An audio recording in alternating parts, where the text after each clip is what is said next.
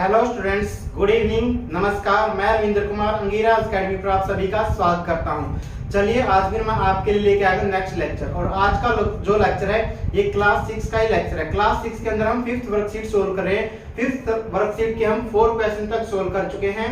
तो आज हम करेंगे 5th क्वेश्चन हम सोल्व करेंगे। और आपने जिस किसी ने भी क्या है इससे पहले के लेक्चर नहीं देखे तो जो प्लेलिस्ट बनी हुई है डीवी स्कूल क्लास 6 का मैथ है यहाँ पर, वो आप देख लेंगे। वहां पर आपके इससे पहले के सारे लेक्चर वहां पर प्लेलिस्ट में है। रोहन बाइस 12 कंप्यूटर्स एंड 12 प्रिंटर्स। तो रोहन ने क्या किया, 12 कंप्यूटर 12 कंप्यूटर खरीदे हैं और 12 ही क्या खरीदे हैं, प्रिंटर खरीदे हैं यहाँ पर। और क्या बताया गया आगे, if the cost of 1 computer and 1 printer, cost of 1 computer and 1 printer is rupees 56,233 and rupees 7,867। तो यहाँ पर क्या बताया गया कि 1 कंप्यूटर की कॉस्ट कितनी है। 1 कंप्यूटर की कॉस्ट है पहले वाली, ये वाली 56,233 है। एंड जो प्रिंटर की कॉस्ट है, जो प्रिंटर की कॉस्ट है ये कितनी, ये वाली है यहाँ पर इस तरीके से 7,867। अब आपको बताना है find the total cost incurred by Rohan. तो रोहन के द्वारा यानी कितने रुपए का सामान खरीदा गया आपको ये बताना, टोटल कितने की कॉस्ट उसको पड़ी है। तो लिखेंगे हम स्टेटमेंट वाला क्वेश्चन। तो सबसे पहले लिखेंगे हम यहाँ पर, चलिए इस क्वेश्चन को सोल्व करते हैं। यहाँ पर सबसे पहले हम लिखेंगे कॉस्ट ऑफ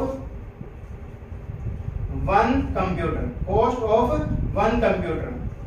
तो 1 कंप्यूटर की कॉस्ट कितने है, ये रही आपकी रुपीज 56,233 है। अब रोहन ने कितने कंप्यूटर खरीदे हैं, तो देखिए यहाँ पर कितने कंप्यूटर खरीदे हैं, 12 खरीदे। Cost of 12 computer, cost of 12 computer कितनी आ जाएगी यहाँ पर, तो आ जाएगी 12 मल्टीप्लाई में क्या आ जाएगा यहाँ पर 56,233 मल्टीप्लाई में कितना आ जाएगा, 12 आ जाएगा। मल्टीप्लाई में कितना आ जाएगा, 12 आ जाएगा। इस तरीके से ये टोटल कॉस्ट होगी किसकी, 12 कंप्यूटर की। इसी तरीके से हम निकालेंगे cost of 1 printer, cost of 1 printer. Cost of 1 printer की कितनी है, रुपीज कितने, यहाँ भी रुपीज लगा दीजिए क्योंकि टोटल की जो कॉस्ट आएगी वो रुपीज में ही आएगी। 7,867 एक प्रिंटर की कॉस्ट है। और रोहन ने ऐसे कितने प्रिंटर खरीदे, वो खरीदे 12। तो लिखेंगे यहाँ पर रुपीज का सिंबल लगाएंगे 7,867 और मल्टीप्लाई में कितना आ जाएगा 12, कितना आ जाएगा मल्टीप्लाई में 12। अब यहाँ पर लिखेंगे, अब उसने पूछा कि टोटल कॉस्ट कितनी देनी पड़ी है ये रोहन को। तो लिखेंगे यहाँ पर total cost of 12 computer and 12 printer. तो कितनी आ जाएगी, इन दोनों को हम ऐड करेंगे। जो यहाँ पर आया है ये और जो यहाँ पे आया इनको ऐड करेंगे। तो लिखेंगे यहाँ पर 56,233 मल्टीप्लाई बाय 12 प्लस में आ जाएगा, ऐड करेंगे टोटल कॉस्ट को। तो 7,867 और मल्टीप्लाई में क्या है 12, मल्टीप्लाई में क्या है 12 है। अब यहाँ पर हम जो है प्रॉपर्टी का यूज करेंगे, डिस्ट्रीब्यूटिव प्रॉपर्टी ऑफ मल्टीप्लिकेशन का यूज करेंगे। 12 हमें दोनों जगह पे दिख रहा है, 12 हमें क्या यहाँ भी है और यहाँ भी दिख रहा है। तो 12 को हम क्या लेंगे, कॉमन फैक्टर। 12 क्या बन जाएगा, कॉमन फैक्टर। तो यहाँ पर लिखेंगे 12 को कॉमन लिया हमने और अंदर वाले जो नंबर बाकी जो नंबर बचे हैं ये बच गए यहाँ पर 56,233 प्लस में 7,867, ये यहाँ पर कॉस्ट बच गई है। तो इसको सोल्व करेंगे 12 मल्टीप्लाई में, इसको ऐड करेंगे। 3 में 7 ऐड किया कितना हो गया 10 होगा, कितना हो गया 10, 1 कैरी है। उसके बाद 3 और 6 को ऐड किया 9 में 1 ऐड किया तो फिर से क्या हो गया 10 की 0 हमने यहाँ पे लिखी, कैरी 1 सेम है। 2 और 8 कितना हो गया यहाँ पर 10 हो गया है, 2 और 8 10 हो गया और 1 ही हो गया तो 11 हो गया। कितना हो गया 11, यहाँ पर कितना हो गया 11 हो गया इस तरीके से। उसके बाद नेक्स्ट हम ऐड करेंगे यहाँ पर 6 और 7 को ऐड करेंगे। 6 और 7 को ऐड किया तो कितना आ गया 13 आ गया है। 13 और 1 कैरी था, 13 और 1 कैरी था तो कितना आ गया ये 14 आ गया। कितना आ गया 14, ये 1 कैरी था यहाँ पर। अब फिर 1 कैरी है 5 यहाँ पर। अब यहाँ पर कोई डिजिट नहीं बची, 5 और 1 कितना हो गया 6 हो गया। 5 और 1 को 5 और ये 1 कैरी था तो ऐड किया तो कितना आ गया 6 हो गया। तो कितना आ गया 64,100 आ गया। अब हम इसकी मल्टीप्लाई करेंगे यहाँ पर 12 के साथ में। क्या करेंगे हम यहाँ पर 12 के साथ में मल्टीप्लाई करेंगे और लिखेंगे यहाँ पर आंसर 12 की 0 के साथ करेंगे तो 0 आ जाएगा। 12 की 0 के साथ करेंगे तो 0 आ गया। 12 की 1 के साथ करेंगे तो 12 1 जा 12 आ गया। 2 यहाँ पर लिखा और 1 कैरी है, 2 यहाँ पर लिखा और 1 कैरी यहाँ पर। 12 4 जा कितना आ गया 48, 48 में 1 ऐड करेंगे तो कितना आ गया 49, तो 1 कैरी नहीं है, अब कितना कैरी है 4 है यहाँ पर, अब कैरी कितना है 4 है यहाँ पर। 12 6 का कितना आ गया 72 आ गया, और 4 और ऐड करेंगे कितना आ गया 76 आ गया, कितना आ गया 76 आ गया यहाँ पर। अब आपका आंसर कितना आ गया यहाँ पर टोटल, जो total cost of 12 computer and 12 printers की थी वो आ गई है 7,69,200 आ गई है, 7,69,200 आ गई है। इस क्वेश्चन को यहाँ पर आने के बाद एक दूसरा तरीका और सोल्व कर सकते थे आप। यहाँ पर क्या है, हम 10 को क्या लिख सकते थे 10 प्लस 2 लिख सकते हैं, क्या लिख सकते हैं 10 प्लस में 2, और यहाँ पर जब हमने इसको सोल्व कर लिया तो यहाँ पर आप इसको अलग से मल्टीप्लाई कर देते हैं ऐसे, यहाँ पर मल्टीप्लाई का सिंबल लगा के क्या है 64,100, 64,100। अब आप यहाँ पर डिस्ट्रीब्यूटिव प्रॉपर्टी ऑफ मल्टीप्लिकेशन उसको दोबारा यूज करना पड़ता है। यहाँ पर क्या, यहाँ पर मैंने डायरेक्ट 12 से मल्टीप्लाई कर दिया, इसको दोबारा यूज करेंगे तो क्या लिखेंगे 10 मल्टीप्लाई में 64,100, और प्लस में क्या आ जाएगा यहाँ पर 2 मल्टीप्लाई में 64,100। तो अब ये 10 से मल्टीप्लाई इजीली हो जाएगा, तो यहाँ पर कितना बन जाएगा 641, इस तरीके से लिखेंगे हम यहाँ पर, तो ये आ गया 6,41,000 आएगा, और 2 से मल्टीप्लाई करके इसको लिख दीजिए 2 0 जा 0, 2 0 जा 0, और 2 1 जा 2 आ गया यहाँ पर, 2 4 जा 8 आ गया यहाँ पर, और 2 6 जा कितना आ गया 12 आ गया। इस तरीके से आ गया क्वेश्चन। अब इन दोनों को ऐड कर दीजिए, आप इस तरीके से भी क्वेश्चन को सोल्व कर सकते हैं। और अब आप यहाँ पर आंसर को इन दोनों को ऐड कर दीजिए। इसमें मैंने कहा यहाँ पर एक बार डिस्ट्रीब्यूटिव प्रॉपर्टी तो मैंने यहाँ लगा दिया, जो डिस्ट्रीब्यूटिव प्रॉपर्टी ऑफ मल्टीप्लिकेशन वो यहाँ पर लगाई है, यहाँ 12 को लिया। अब मैं वापस लगा रहा हूँ, अब मैं रिवर्स लगा रहा हूँ, जैसे मैं इस तरीके से लगा रहा हूँ। यहाँ पर अगर a मल्टीप्लाई c है, अगर यहाँ पर कैसे है जैसे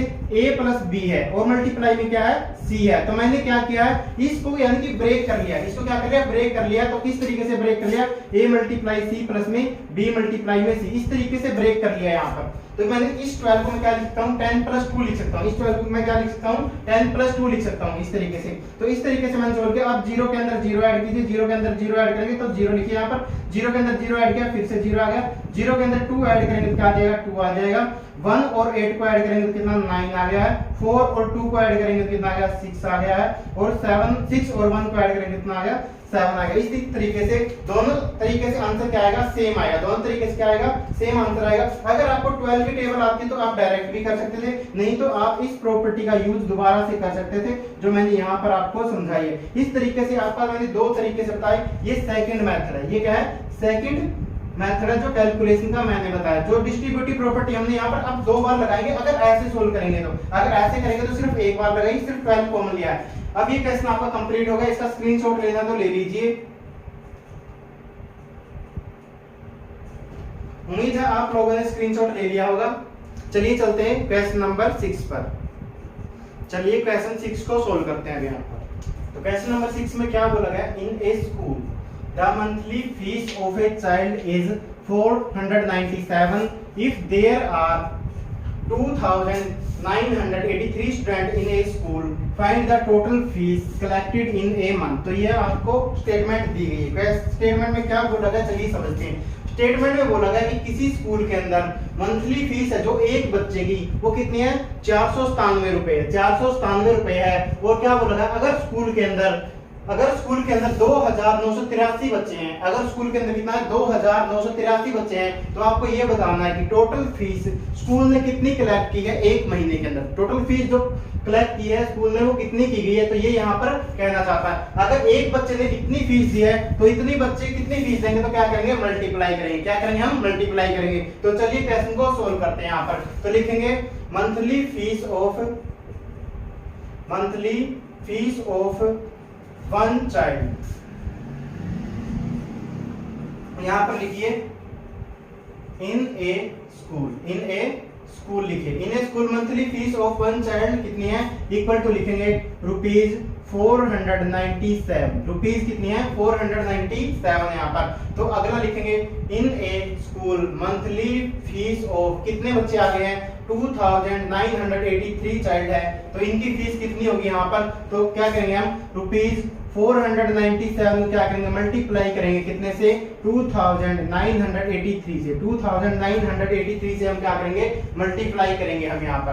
तो चलिए इस क्वेश्चन को सोल्व करते हैं यहाँ पर, और सोल्व करने के लिए क्या करेंगे हम, डिस्ट्रीब्यूटिव प्रॉपर्टी ऑफ मल्टीप्लिकेशन उसका यूज करेंगे, डिस्ट्रीब्यूटिव प्रॉपर्टी ऑफ मल्टीप्लिकेशन उसका हम यूज करेंगे। मैं थोड़ा इधर समझा रहा हूँ आपको, ताकि हो सकता है मैं दूसरा मेथड भी आपको समझाऊंगा बाद में यहाँ पर। तो क्या करेंगे, सबसे पहले आप 497 को यहाँ पर लिखिए,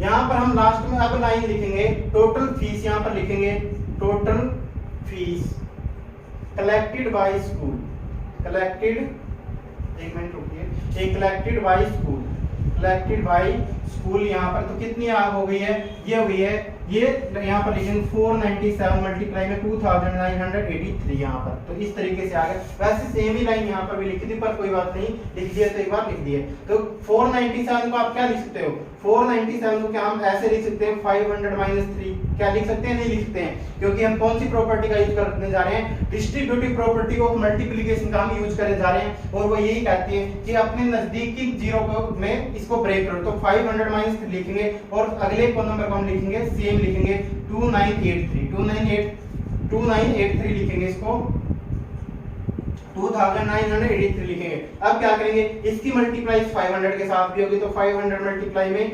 2983 एंड इस माइनस का साइन एज इट इज, और 3 की मल्टीप्लाई क्या होगी, 2983 के साथ होगी। तो अब इसको सोल्व कर लेते हैं। तो 0 तो एज इट इज लगा देते हैं हम, 5 की मल्टीप्लाई करेंगे, 5 3 जा 15, कैरी कितना यहाँ पर 1 है, कैरी कितना यहाँ पर 1 है, 5 8 जा 40 है, और 1 ऐड करेंगे तो कितना हो गया, 41 हो गया, कितना हो गया 41, कैरी कितना हो गया 4 हो गया है, 5 9 जा कितना हो गया है 45 में 4 ऐड करेंगे तो कितना हो गया 49, अब फिर कैरी कितना 4 है यहाँ पर।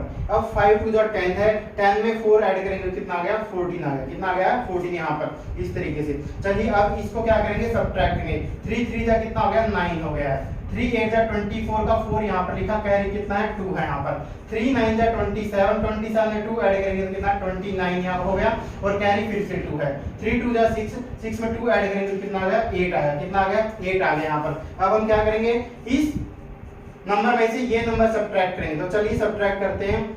अब यहाँ पे 0 में से 9 सब्ट्रैक्ट नहीं हो सकता, इसलिए क्या करना पड़ेगा, कैरी लेना पड़ेगा। अब कैरी इसके पास देने के लिए, तो कैरी कहां से आएगा, यहाँ से, ये 4 बन जाएगा, ये क्या बन जाएगा 10, और बीच में 0 लिखा हुआ था तो क्या बन जाएगा 9 बन जाएगा, क्या बन जाएगा 9 बन जाएगा। तो 10 में से 9 सब्ट्रैक्ट करेंगे कितना आ गया 1 आ गया यहाँ पर।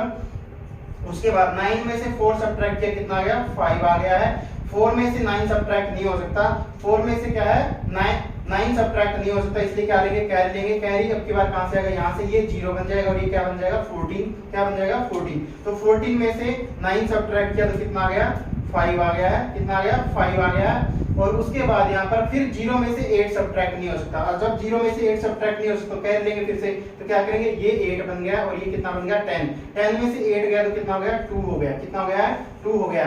फिर हम क्या है, अब यहाँ पर सारे डिजिट जो है खत्म हो चुके हैं, बाकी हम एज इट इज लिख देंगे, 8 का 8 लिखेंगे यहाँ पर, 4 और 1 एज इट इज। तो इस तरीके से ये आपका आंसर है, कितना आ गया 14,82,551 आ गया। तो इतना क्या है, टोटल फीस कलेक्ट कितनी की है स्कूल ने उस महीने के अंदर। तो आप यहाँ पर लिख दीजिए, लास्ट में लिख दीजिए यहाँ पर, total fee collected by school. तो कितनी हो गई ये 14,82,500 कितना हो गया 51 हो गया, 500 कितना हो गया 51।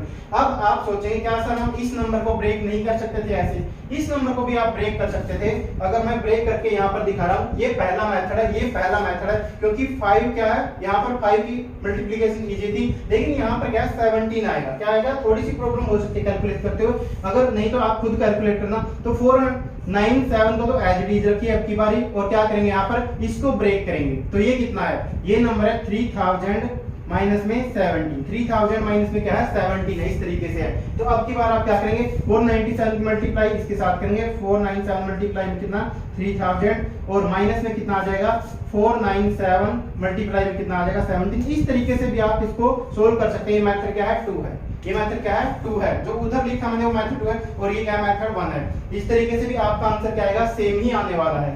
तो इस क्वेश्चन का भी आप स्क्रीनशॉट ले लीजिए, वो कैलकुलेशन आप खुद कर लेना। चलिए इस क्वेश्चन का स्क्रीनशॉट ले लीजिए फिर। उम्मीद है आप लोगों ने स्क्रीनशॉट ले लिया होगा। बस आज हम यहीं तक पढ़ेंगे, आगे हम नेक्स्ट वीडियो में पढ़ेंगे। मिलते हैं नेक्स्ट वीडियो के अंदर। Thank you very much. वंदे मातरम। जय हिंद, जय भारत।